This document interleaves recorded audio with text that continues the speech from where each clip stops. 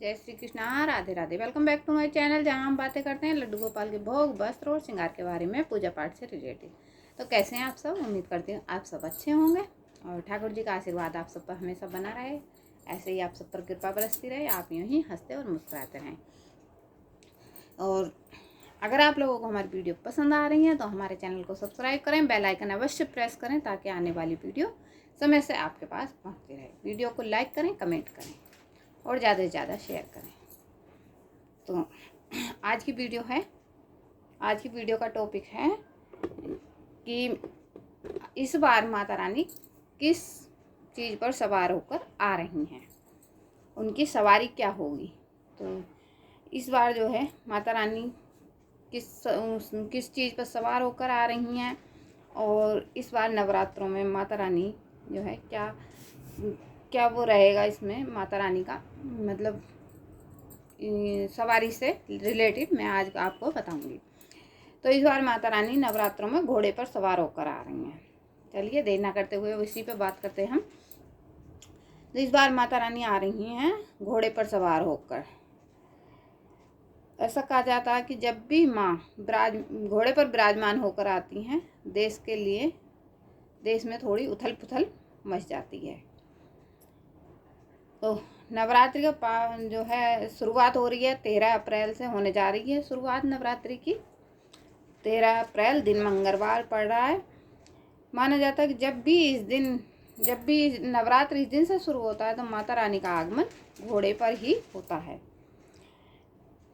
तो माता की ये सवारी थोड़ी जो है उतनी अच्छी नहीं मानी जाती। मतलब हम बुरा तो हम कह नहीं सकते, माता रानी जैसे भी आए आ तो रही हैं हमारे घर पे, तो हम बुरा भी नहीं कह सकते हैं कुछ, लेकिन उतनी अच्छी नहीं मानी जाती है ये माता रानी का घोड़े पर आना। क्योंकि इस दौरान माँ के भक्तों को सच्चे मन से उनकी आराधना करने की ज़रूरत होती है। चारों तरफ सकारात्मकता बनी रहे। तो अब मैं ये बता दूं आपको पता कैसे चलता है कि माता रानी घोड़े पे सवार आकर आ रही हैं, किस सवारी से हमारे पास आ रही हैं। तो माँ दुर्गा की सवारी उनके नवरात्रि से पहले दिन से ही पता चल जाती है। तो वह कैसे? देवी भागवत पुराण के एक श्लोक के मुताबिक नवरात्रि का आरंभ जिस दिन से भी होता है, शशि सूर्य गजारूढ़ा शनि भौमे तरुंगमे गुरो शुक्र च दोलाया बुधे नौका प्रतीका। इसी श्लोक के मुताबिक नवरात्रि में माता का आगमन यदि सोमवार या रविवार से होता है तो इसका मतलब है माता रानी हाथी पर सवार होकर आ रही हैं। इस दिन पवित्र दिनों की शुरुआत शनिवार या मंगलवार से होती है। अगर नवरात्रों की शुरुआत, इसका मतलब है माता रानी घोड़े पर सवार होकर आएंगी। यदि माता रानी का आगमन गुरुवार या शुक्रवार को होता है, इसका मतलब है माता रानी डोली में सवार होकर आ रही हैं। और इसी तरह यदि बुधवार के दिन नवरात्रि की शुरुआत होती है तो इसका मतलब है माता रानी नाव पर सवार होकर आएंगी।